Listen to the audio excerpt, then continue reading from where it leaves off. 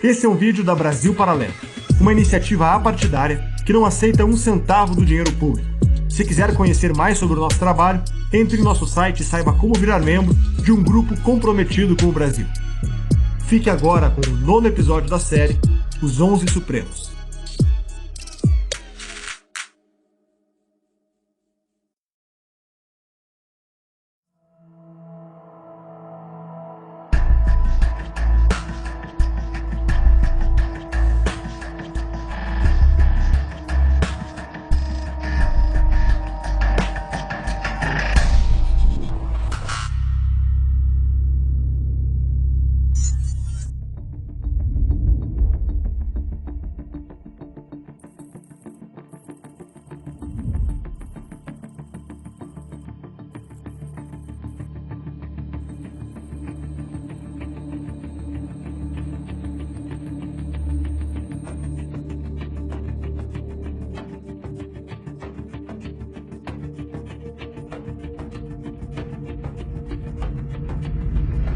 Celso de Mello é o ministro mais antigo da atual composição do STF.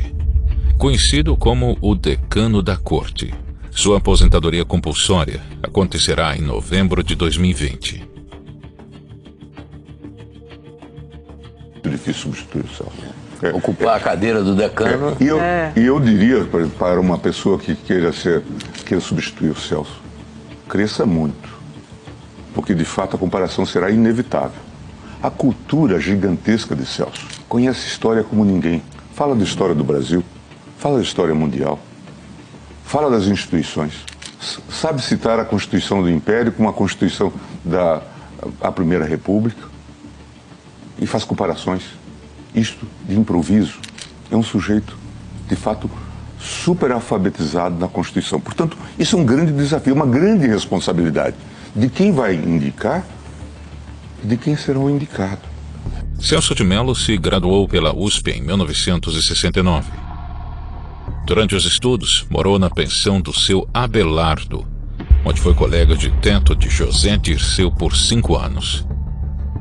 Segundo Celso, embora morassem juntos, os dois nunca foram amigos. Iniciou sua carreira ingressando no Ministério Público em 1970, classificado em primeiro lugar no concurso de provas e títulos. Sua atuação como promotor ganhou notoriedade por seus ideais progressistas e suas duras críticas à ditadura militar. Celso de Mello teve suas movimentações observadas pelo Serviço Nacional de Informação em 2 ocasiões. Como promotor, elaborou um parecer para licenciar uma diretoria estudantil, que a ditadura militar considerava subversiva.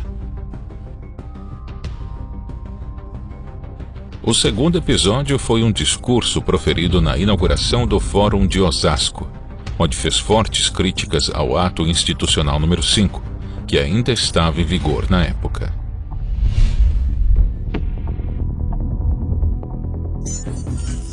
Aproximando-se do meio político, tornou-se assessor jurídico do Gabinete da Presidência da República em 1985, onde trabalhou com Sepúlveda Pertence, que também foi indicado ao Supremo Tribunal Federal pelo primeiro presidente da nova República, José Sarney. No ano seguinte, foi nomeado secretário-geral na Consultoria Geral da República, sob o comando do deputado e jurista Saulo Ramos.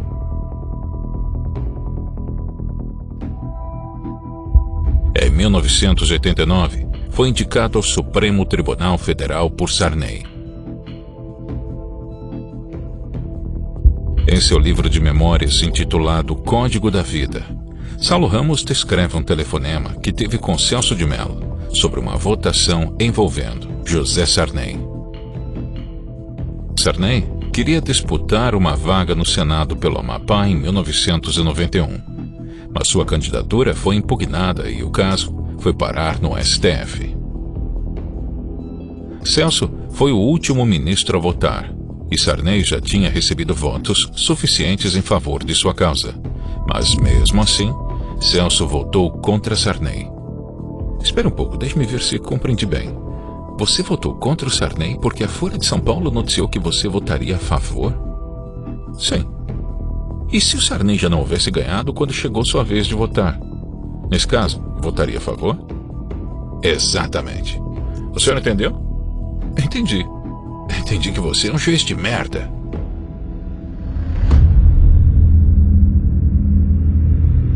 Em 1994, o ministro participou de um julgamento histórico.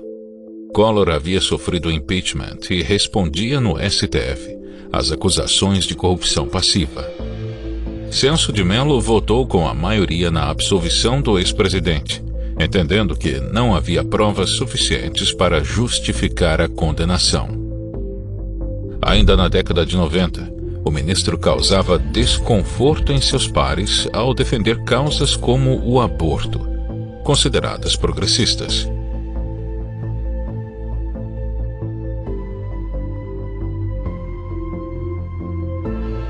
Em uma matéria da Folha de São Paulo, encontramos um diálogo que tive com sua filha.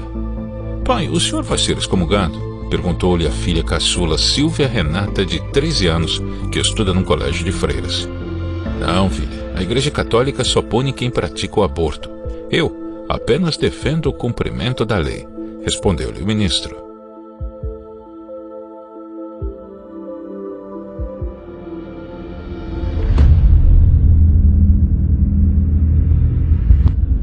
Anos mais tarde, no julgamento do Mensalão, o ministro votou pela condenação dos principais nomes do esquema. Em mais de 44 anos de atuação na área jurídica, primeiramente como membro do Ministério Público Paulista e depois como juiz do Supremo Tribunal Federal, nunca presenciei caso em que o delito de quadrilha se apresentasse, a meu juízo, tão nitidamente caracterizado em todos os seus elementos constitutivos, como sucede no processo ora em julgamento.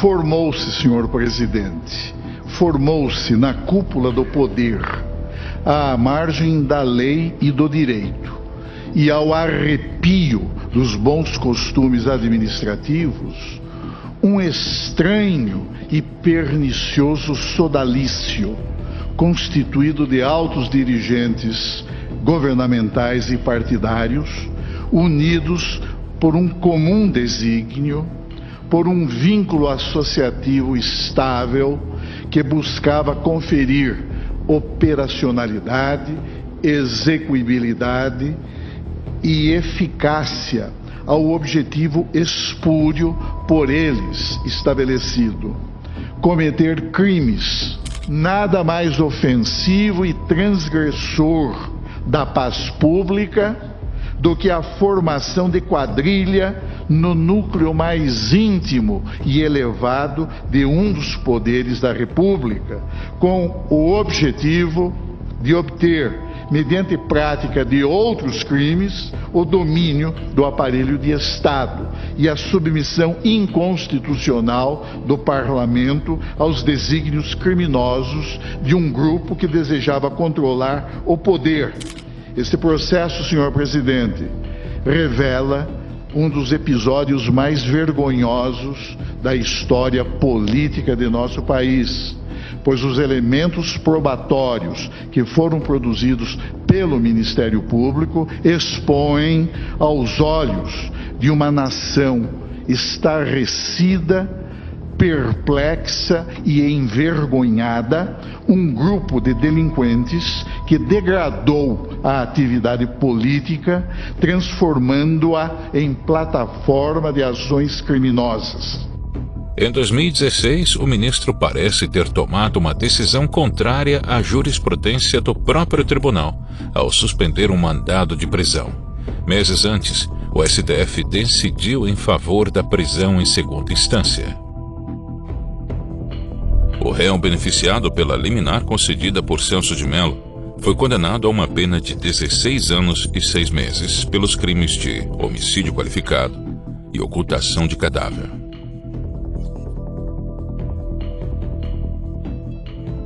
Este criminoso matou o sócio dele em 2009 numa boate em Belo Horizonte. Não conseguiu se livrar do corpo, o corpo começou a cheirar mal Dias depois foi descoberto o corpo e o assassinato. Em 2015, 6 anos depois, o Tribunal do Júri de Minas Gerais condenou esse cara a 16 anos de prisão. Ele recorreu ao STJ. Menos de 24 horas depois, o STJ deu um habeas corpus. Aí o que fez esse cara? Valendo-se desse argumento do ilustre ministro Celso de Mello, recorreu ao Supremo Tribunal Federal, que com a instantaneidade de alguns absurdos que costuma decidir, botou novamente esse cara na rua.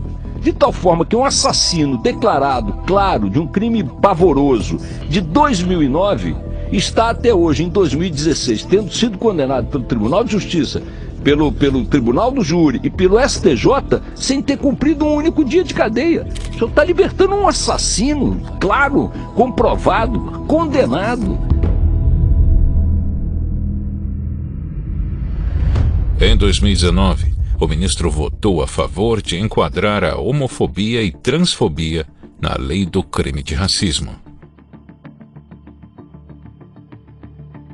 O voto gerou intenso debate na mídia e no mundo jurídico acerca da possibilidade do STF criar normas penais. Em seu voto de mais de 150 páginas, o ministro trouxe contextos históricos, relatórios internacionais e até citações de autores como Simone de Beauvoir e Hannah Arendt para justificar sua posição, e acusou a omissão do Congresso Nacional em condenar, mediante tipificação penal, atos de discriminação.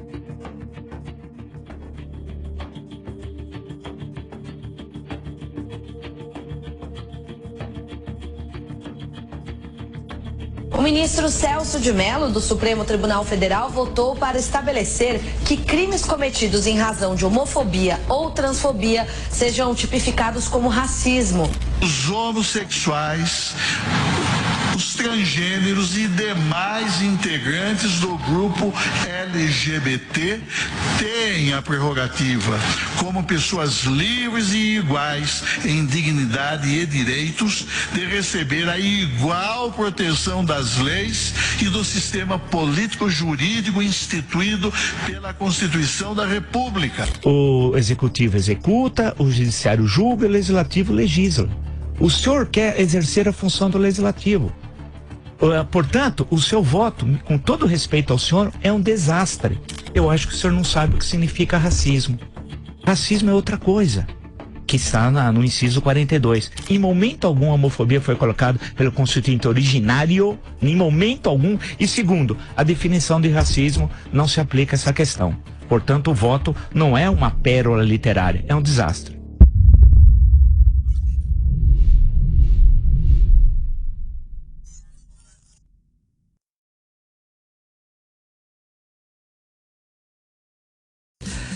O STF liberou investigação sobre as acusações de Sérgio Moro ao presidente Jair Bolsonaro. Acompanhe com a Luciana Verdolim.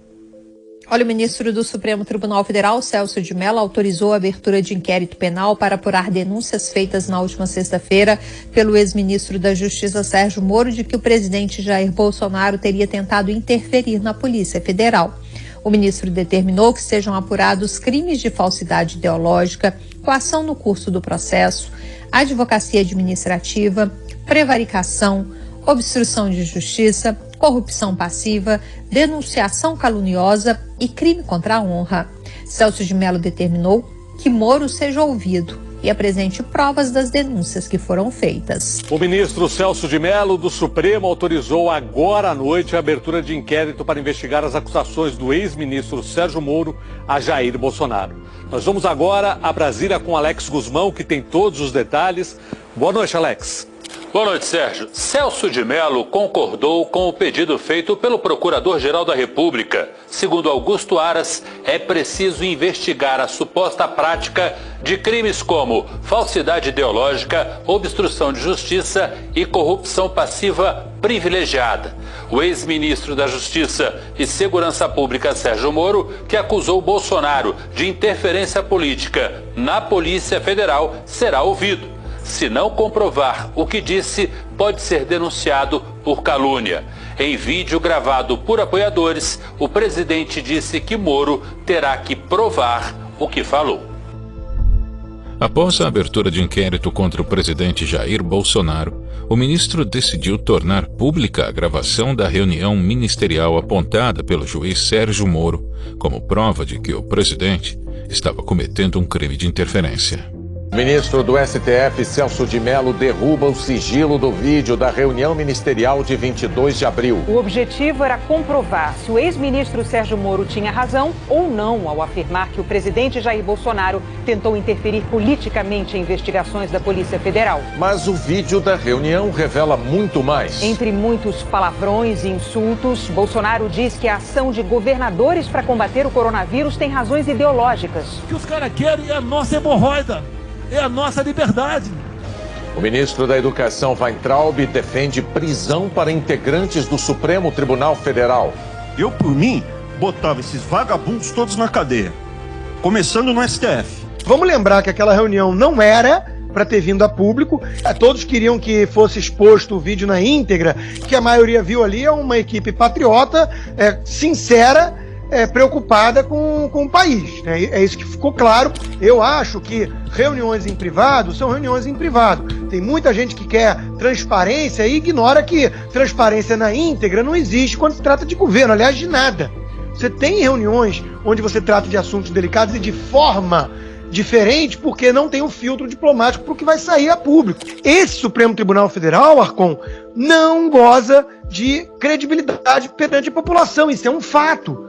E não é por menos. Um Supremo que tem Lewandowski, Toffoli, Gilmar Mendes e que faz as coisas que faz, com decisões monocráticas, que rasga a Constituição inúmeras vezes em vez de ser o guardião dela, é óbvio que ele vem minando a confiança do povo. Hoje em dia é o maior fator de insegurança política e jurídica no país.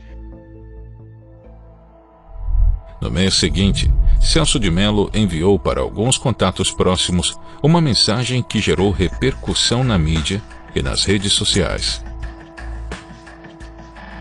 Na mensagem, o ministro comparou a atual situação do Brasil com a da Alemanha nazista e fez uma analogia de Bolsonaro com Hitler, já que ambos tinham sido eleitos pelo voto popular, mas acabaram impondo um regime totalitário.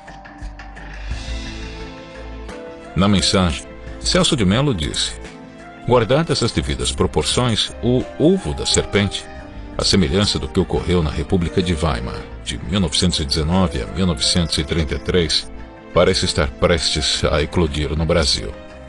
É preciso resistir à destruição da ordem democrática para evitar o que ocorreu na República de Weimar, quando Hitler, após eleito por voto popular e posteriormente nomeado pelo presidente Paul von Hindenburg, em 30 de janeiro de 1933 como chanceler, primeiro-ministro da Alemanha, não hesitou em romper e em nulificar a progressista, democrática e inovadora Constituição de Weimar, impondo ao país um sistema totalitário de poder, viabilizado pela edição em março de 1933 da lei nazista de concessão de plenos poderes, que lhe permitiu legislar sem a intervenção do parlamento germânico.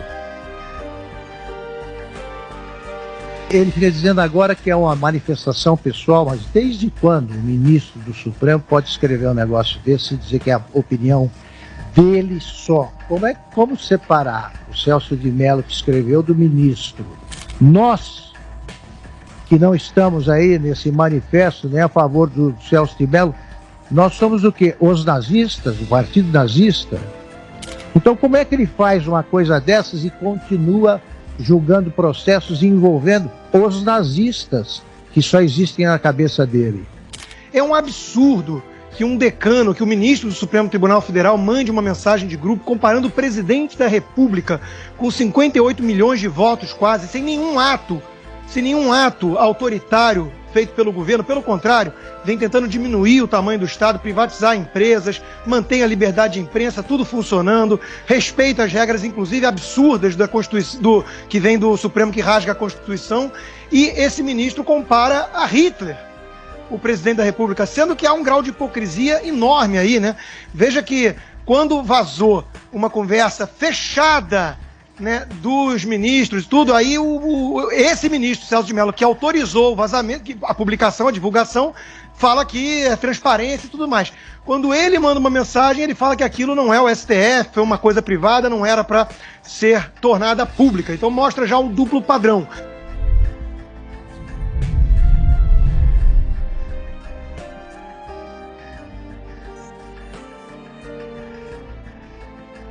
O país vive um momento delicado, diria até um momento extremamente delicado em sua vida político-institucional, pois de sua trajetória emergem como espectros ameaçadores, surtos autoritários, inconformismos incompatíveis com os fundamentos legitimadores do Estado de Direito e manifestações de grave intolerância que dividem a sociedade civil.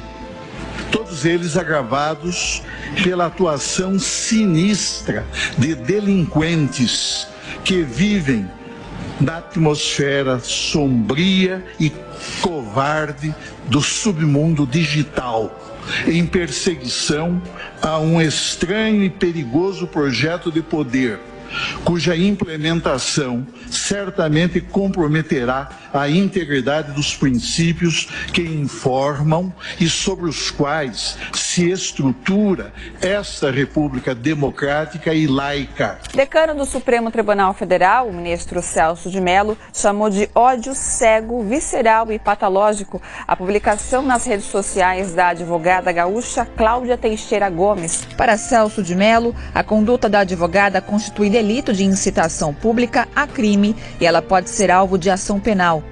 Cláudia vai ser intimada a depor na CPI das fake news, que investiga ameaças aos ministros do Supremo. Ela fez os comentários depois que o STF decretou que ninguém pode ser preso após julgamento em segunda instância, porque ainda tem direito a novos recursos. O ministro Celso de Mello, do Supremo Tribunal Federal, enviou para análise do Procurador-Geral da República, Augusto Aras, uma petição em que um advogado acusa o deputado Eduardo Bolsonaro de crime contra a segurança nacional. Na ocasião, Eduardo defendeu a suspensão do inquérito das fake news. Eu até entendo quem tem uma postura mais moderada, vamos dizer.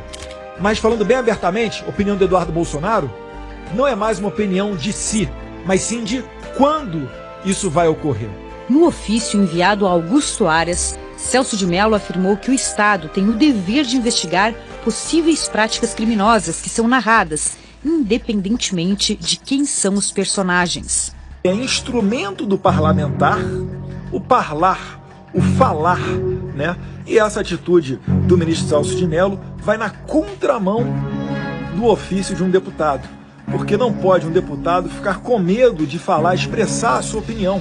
O ministro do Supremo Tribunal Federal, Celso de Mello, voltou a alertar sobre a possibilidade da implementação de um regime autoritário no Brasil.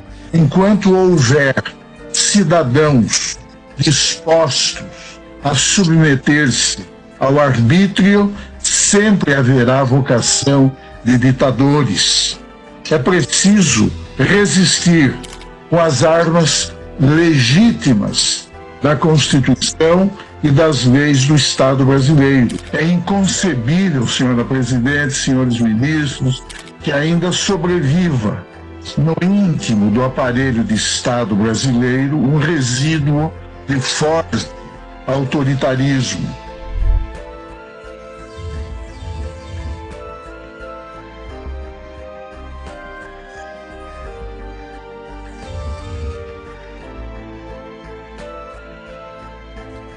O decano do Supremo Tribunal Federal, Celso de Mello, pediu o afastamento da corte para cuidar da saúde.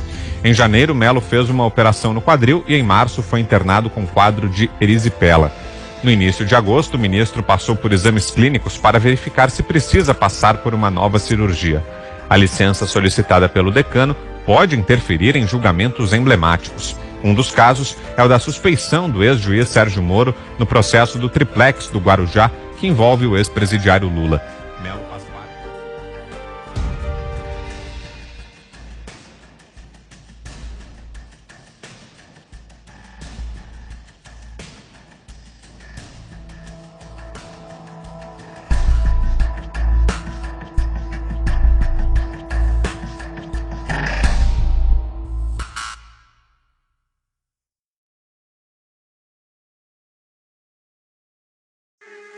Esse é um vídeo da Brasil Paralelo, uma iniciativa apartidária que não aceita um centavo do dinheiro público.